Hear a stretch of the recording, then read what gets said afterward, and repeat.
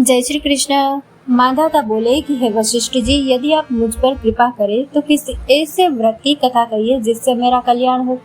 महर्षि वशिष्ठ बोले कि हे राजन, सब व्रतों से उत्तम और अंत में मोक्ष देने वाले आमल की एकादशी के व्रत का मैं वर्णन करता हूँ। यह एकादशी फाल्गुन माह के शुक्ल पक्ष में होती है। इस व्रत के करने से समस्त पाप नष्ट हो जाते हैं।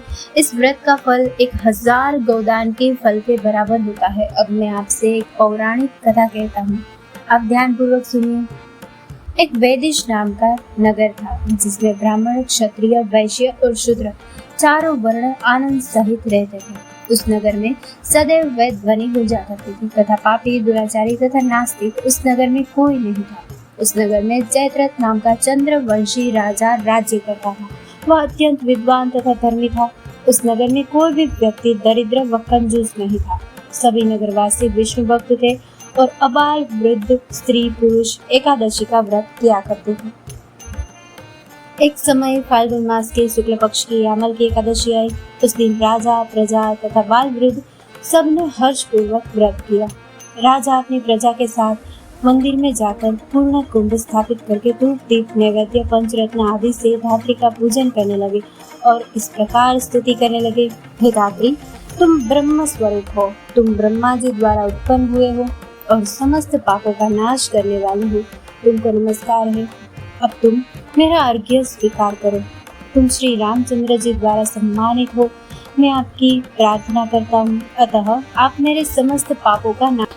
रात के समय वहाँ एक बहेलिया आया जो अत्यंत पापी और दुराचारी था। वह अपने कुटुंब का पालन जीव हत्या करके किया करता था। भूख और प्यास से अत्यंत व्याकुल वह बहेलिया इस जागरण को देखने के लिए मंदिर के कोने में बैठ गया और विष्णु भगवान तथा एकादशी मातमी की कथा सुनने लगा। इस प्रकार अन्य मनुष्यों की भांति उसने भी सारी रात जागकर बिता दी। प्रातः काल होते ही सब लोग अपने घर चले गए तो बहेलिया भी अपने घर चला गया। घर जाकर उसने भोजन किया। कुछ समय बीतने के पश्चात उस बहेलिया की मृत्यु हो गई।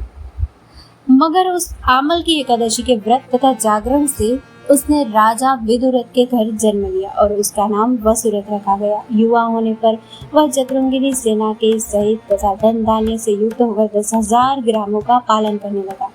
वह तेज में सूर्य के समान, कांति में चंद्रमा के समान, वीरता में भगवान विष्णु के समान और क्षमा में पृथ्वी के समान था। वह अत्यंत धार्मिक, सत्यवादी, कर्मवीर और विष्णु भक्त था। वह प्रजा का समान भाव से पालन करता था। दान देना उसका नित्य कर्तव्य था।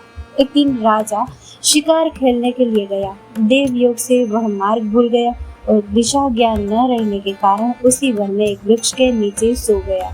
थोड़ी देर बाद पहाड़ी मल्लेश वहां पर आ गए और राजा को अकेला देखकर मारो मारो शब्द करते हुए राजा की ओर दौड़े। मल्लेश कहने लगे कि इसी दुष्ट राजा ने हमारे माता पिता, पुत्र, पौत्र आदि अनेक संबंधियों को मारा है तथा देश से निकाल दिया है, अतः इसको अवश्य मारना चाहिए। ऐसा कहकर वह मल्लेश उस राजा को मारने दौड़े और अनेक प्रकार के अस्त्र शस्त्र उसके ऊपर फेंके।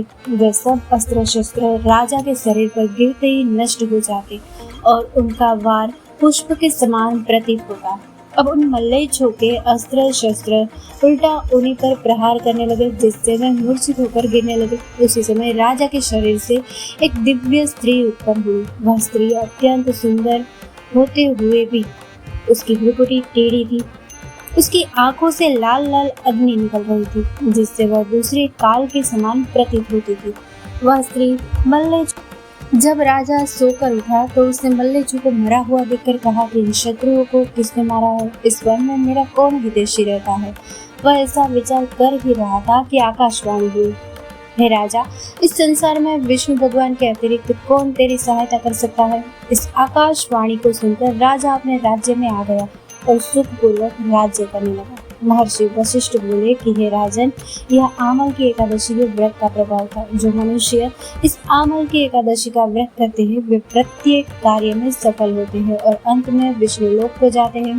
दोस्तों, इस कथा को लाइक, शेयर और हमारे चैनल को सब्सक्राइब करना ना भूलें। जय श्री राम।